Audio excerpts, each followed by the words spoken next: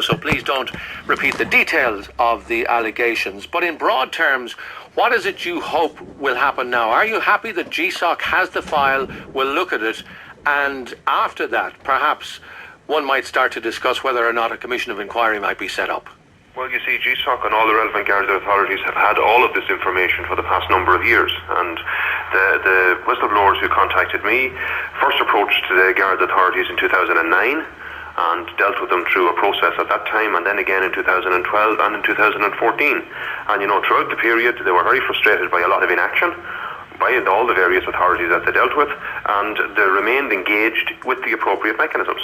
So it's an ongoing process, and as recently as November 2015, that's probably about 6 months ago, the Gardaí, both of them, received a letter from the relevant authorities which stated that the independent review mechanism of complaints to Garda Síochána acknowledged a lot of their concerns, but basically told them that they wouldn't be carrying out any further investigation. And it was after that these whistleblowers approached me again to raise the matter, which I done yesterday. When you say relevant authorities, what do you mean? Yes.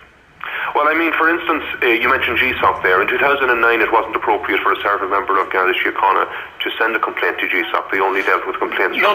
But sorry, Martin, just to cut across you said that the whistleblowers got a letter from the relevant authorities. Which relevant authorities are you referring to there?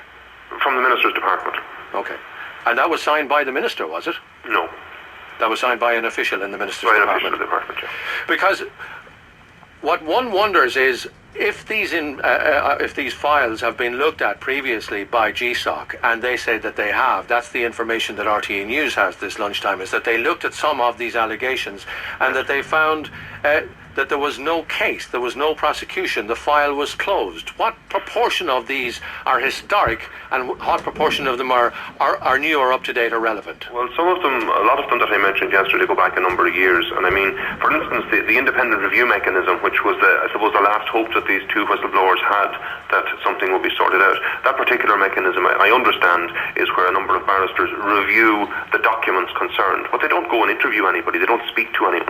So it's really about having a proper investigative process where they go and they interview both the people who have alleged that they were the victims of various crimes and people who have made allegations about malpractices, and speak to them and clearly get a full balance of what has happened and look for evidence and find it out and go to the core of it. That hasn't happened in any of these cases. But have you then lost faith in relation to this specific episode? Have you lost faith in GSOC? Do you want to move now to a commission of inquiry? It's not about me here, Richard. It's about the Gardaí who have come to me, and about the general public out there, and about the very many good and decent Gardaíes throughout the length and breadth of the country who are honestly and diligently doing their work every day, about ensuring that there's a proper process in place for these things to be dealt with. And an awful lot of those people that I mentioned have lost faith in GSOC and have lost faith in getting things sorted out, because they see in all of these cases a circling of the wagons.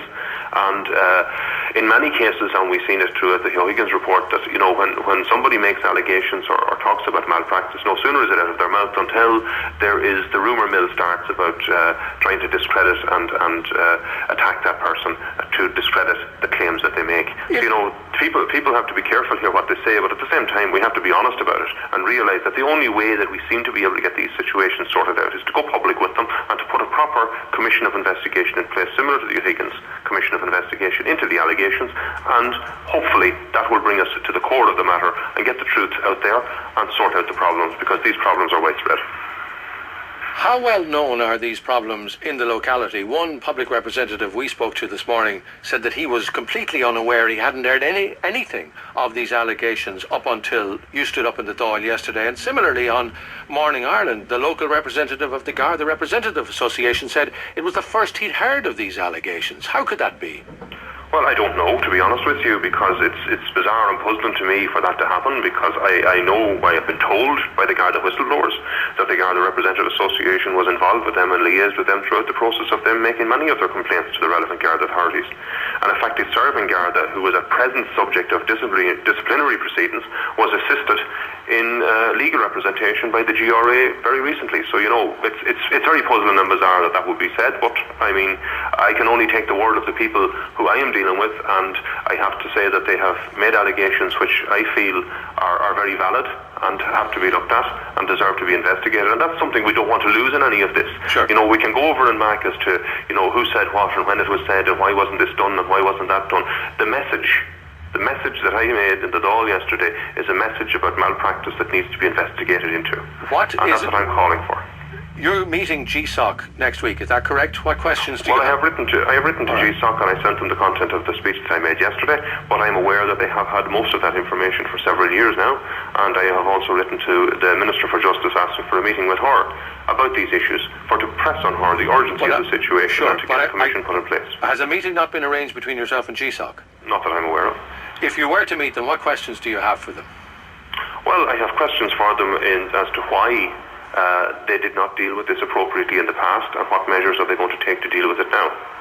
But they would say that they did deal with, perhaps not all of it, and we're talking here in a vacuum, is that we don't know all of the information. But they say that they got information, that they looked at information, that they carried out an intensive investigation, and the file was closed. Well, they would have said the same about the stuff that was in the O'Higgins report last week as well. Personally, I don't see how they could have looked at these in any way and not come to the conclusion that they required proper and full investigation. And I feel the only way that can be done is through a commission of investigation. But what we're talking about here, just to be straight about it, we're talking about allegations. Are you happy that all of the allegations stand up completely?